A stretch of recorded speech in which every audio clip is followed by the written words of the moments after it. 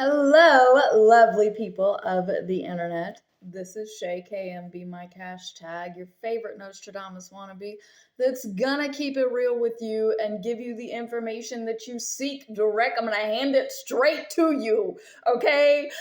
Please use the information I am giving you wisely. Do your best. And we're going to get started today's video. I am talking about Venus in Taurus in 2029. If you would like to check the housekeeping in my comments, I have finally started pinning my comments. But I have an astrology predictions playlist there because if 2029 is too far, then you can go back and see what's happening right now instead. But that playlist is going to give you all of the videos I have made in this series put together in chronological order as best as I could do it anyway. And there you will find other videos on other planets that I've done that I will reference here. But yeah, Venus, we're going to start with the basics and then we're going to move into some aspects. And then I'm going to tell you to press the buttons and that I love you so much because you mean so much to me. Anywho, okay, Venus is the planet of love and relationships. It, in modern astrology, is ruled by Taurus. I have a pet peeve that I don't like multiple planets having ownership. Or being owned by multiple signs. So I prefer to think of Venus being strictly ruled by Libra and Taurus actually being the ruler of a planet or a asteroid like Ceres or moon. But and Virgo would be the ruler of Earth if I had it my way and we were born on any other planet. But that's besides the point. Mainstream astrology says that Taurus is the ruler of Venus, and Taurus to me is stubborn. They are family oriented, but they're more oriented about their comforts, especially their creature comforts. They're animal lovers.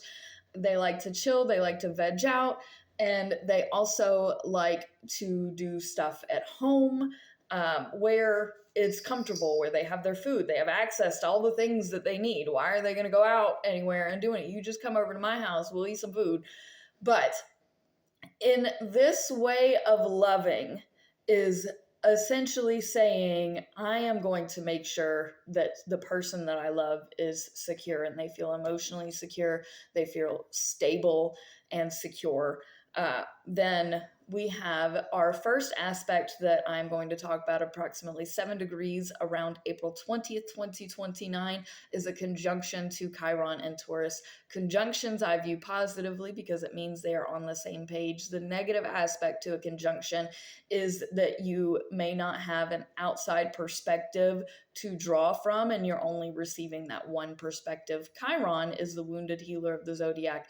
In Taurus, again, it is your healing your relationship with food.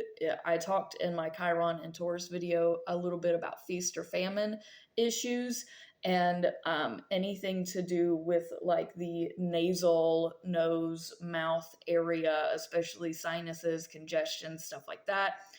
Because Chiron is about healing in others that which you struggle to heal within yourself, we could be seeing more mass and things of that regard coming back into play. Venus here being conjunct is your relationship to that healing, especially in your immediate environment.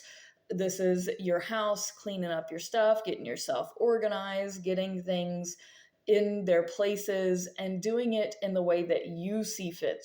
Taurus represents the bull of the zodiac, which means that they don't move. When they've made up their mind, they don't go anywhere. So when it comes to your healing and when it comes to your relationships, you may feel very stuck in whatever it was that you had set your mind to, and you're not moving anywhere from that. And if anyone tries, heaven bless them.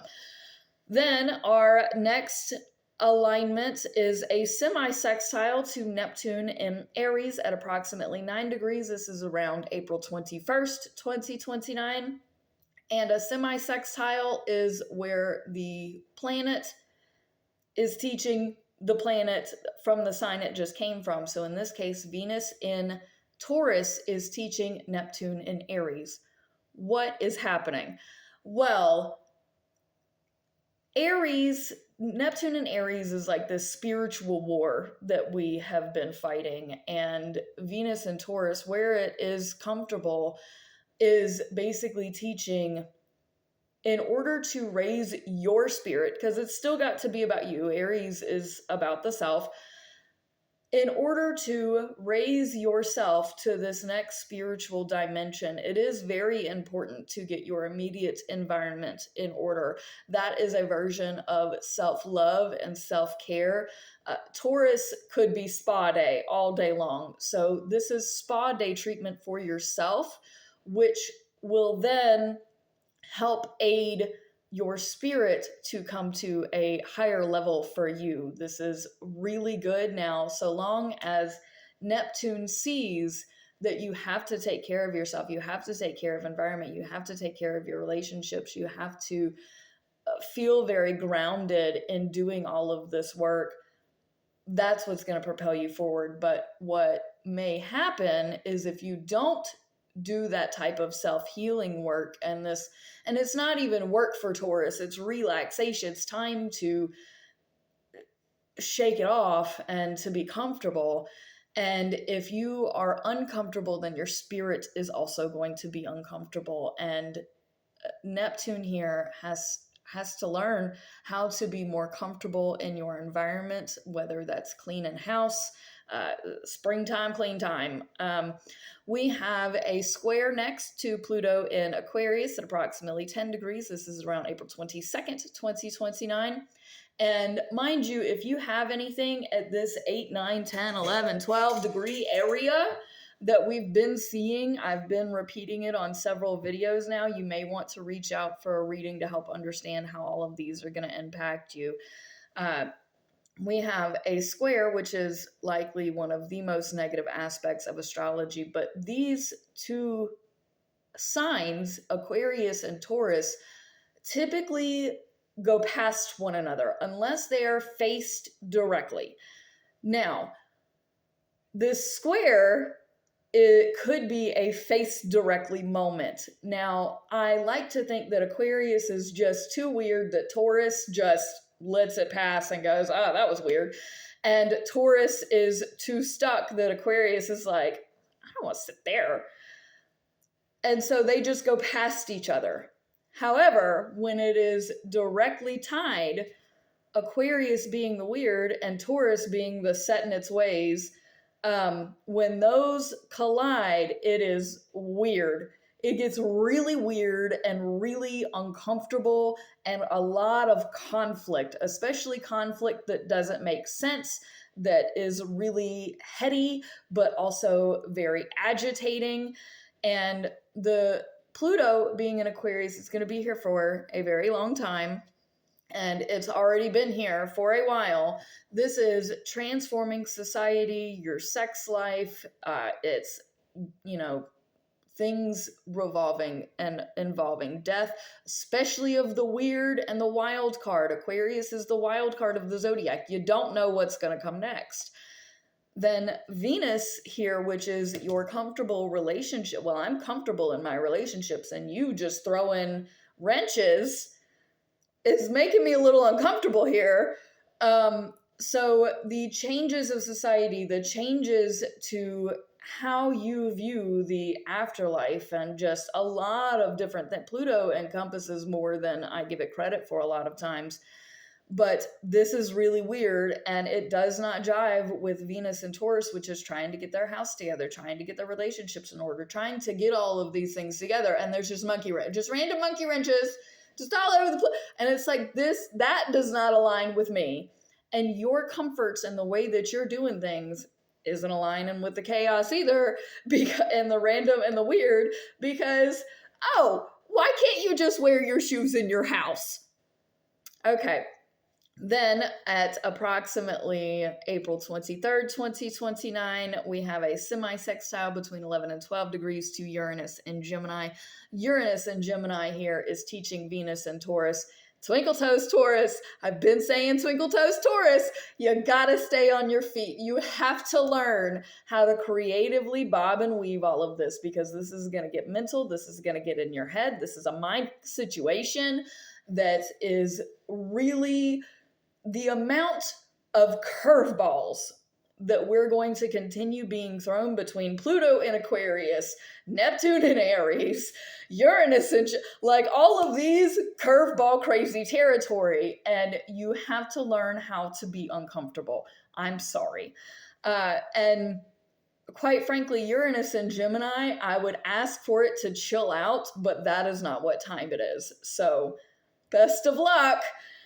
We have a conjunction then at approximately 13 degrees around April 24th, 2029 to Saturn in Taurus. This is comfortable. This is stable. This is also where you can get stuck and stubborn. The most stubborn, the most stuck, the loudest in the room. Nobody's going to tell you what to do, when to do, how to da da da da da da da. You've got to be flexible. I've told you you need to be flexible during this entire time, Taurus. Why are you doubling down?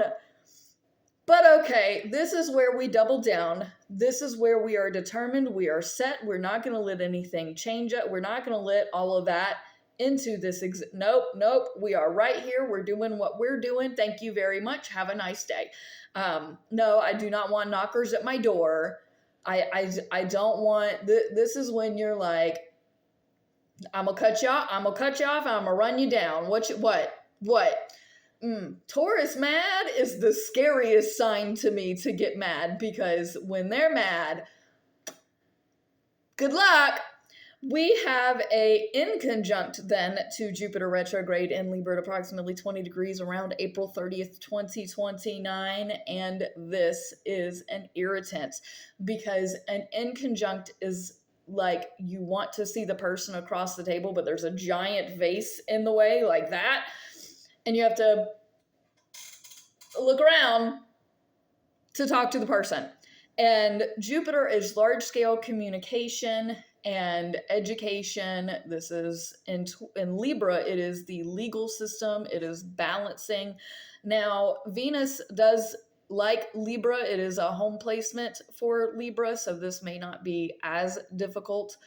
But the irritant here is big legal stuff, big stuff, that because Jupiter is about expansion and luck as well.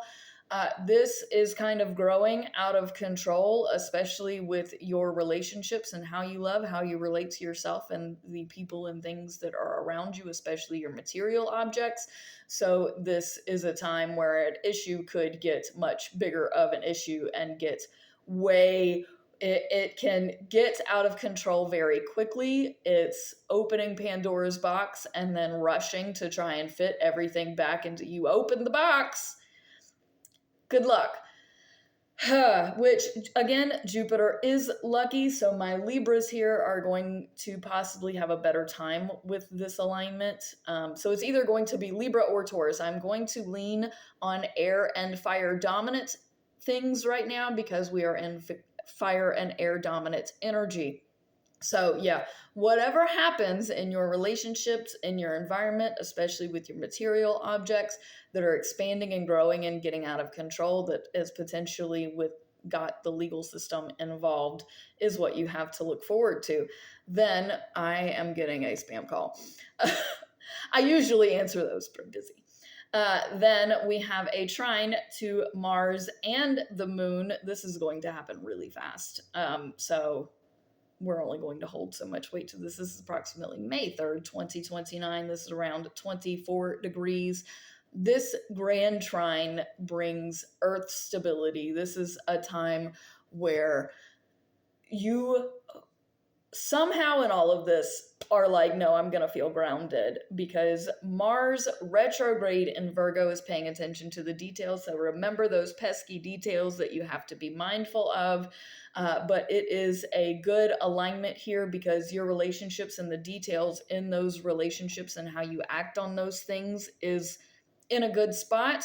The trine to the moon represents how you view yourself and your deepest internal emotions. This is in Capricorn, about that money. So long as we are paying attention to our responsibilities, focusing in on the details and what we need to do for our relationships, especially our relationship to our environment, and how we're going to continue to be responsible for all of these things, especially financially. This is, I want to say financial windfall territory, but I don't, so I'm not going to.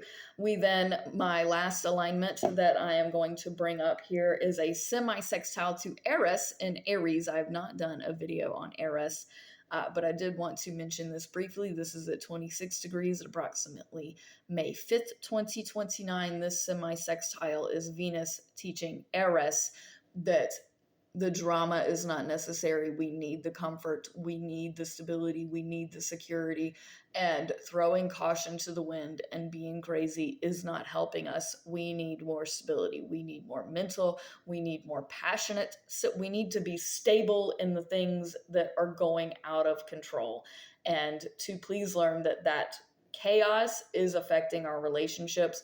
The drama, the arguments, all of that does take a toll, and please stop taking a toll. And hopefully Eris will learn that stirring the pot just to stir the pot, what's the goal? What's the true goal with that? We have Venus then entering Gemini approximately May 8th, 2029. Thank you so much for watching. Peace out, fam. Much love. Press the buttons and check my housekeeping in the comments for my astrology predictions playlist. Remember, I book free and $30 45-minute readings if you're interested.